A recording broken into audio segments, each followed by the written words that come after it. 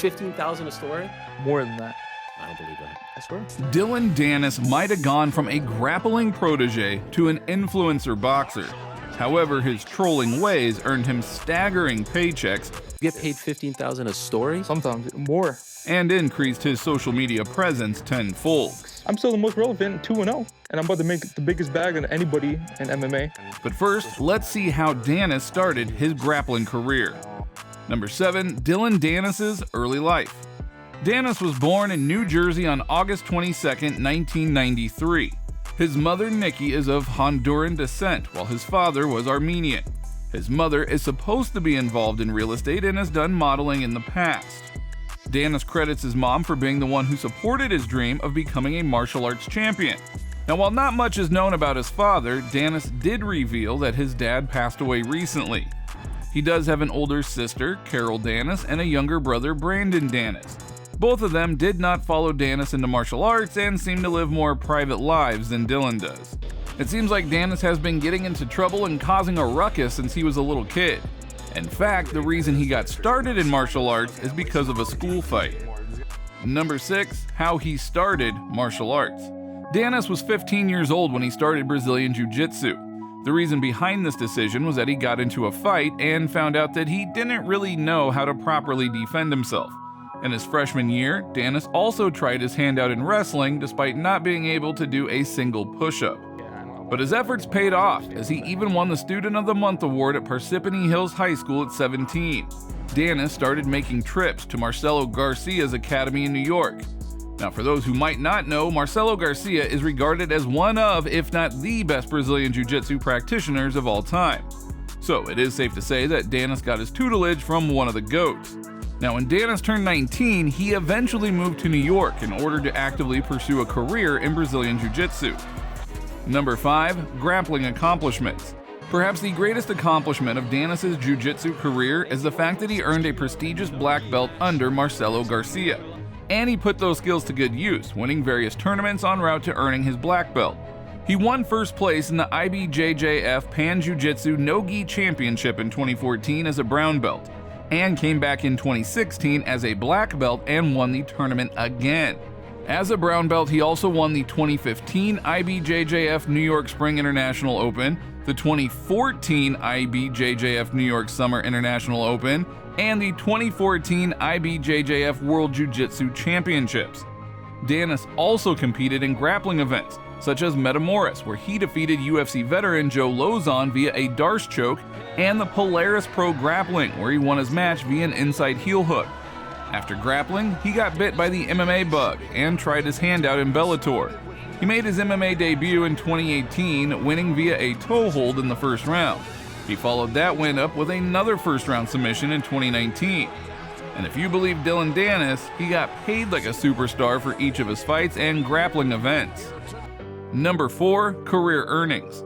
There will always be an asterisk beside everything that Danis says. This is especially true when it comes to his earnings. You're a very truthful guy so far. I tell the truth even when I lie. For his 2 Bellator fights, Danis said he earned $100,000 each. In fact, he even said that he is the highest paid Bellator fighter. While for his most recent influencer boxing fight, Danis is said to have made more than double his career MMA earnings. So you could estimate that he made around $400,000 to $500,000 for boxing Logan Paul. As for his grappling wins, it's unlikely that he earned too much, as grappling tournaments don't necessarily have large prize pools. But it would be fair to say that he collected healthy paychecks for grappling Joe Lozon and some other specialty matches. On top of that, Danis has been backed by several sponsors over the years. One of his main sponsors is DualBits. DualBits is a sports casino and crypto betting site. He has also been paid to promote different NFT projects over the years, but that has come with a lot of backlash, especially since one of the NFTs were proven to be fake. Another source of Danis' income has been his burgeoning social media following.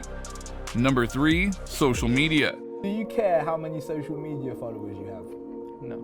On Instagram, Danis has amassed an impressive following of over 3.5 million followers, much of whom became Danis fans during his back and forth with Logan Paul. He doesn't know how to fight, so I'm going to show him what real fighting is.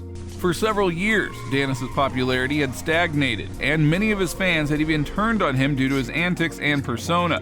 But his feud with Logan Paul ignited his following and made him one of the most popular fighters of that time period. You look scared, that you look nervous. Look at him now. Make of his assessment. Now this is even more evident with his Twitter, where he has over 1 million followers. His posts have had over 2 billion impressions. Many of them were those where he was making fun of Logan Paul and his fiancée. He gained nearly 800,000 followers over that time period. And on top of that, he successfully cashed in on his fame by appearing on different podcasts and interviews. Prior to the influencer scene, Danis got his first influx of casual fans thanks to Conor McGregor. He was the grappling coach of the Irish superstar and was even involved in the famous UFC 229 brawl where Khabib Nurmagomedov jumped into the crowd to fight Danis. But on a lighter side, Danis also welcomed his first son in September 2023. He said he hasn't picked out a name yet because he wants the name to be something great. And speaking of great, Danis has used his great marketing skills in the influencer boxing scene to propel himself into stardom. Number 2, influencer scene. Now, over the past few years, crossover boxing has taken over the internet.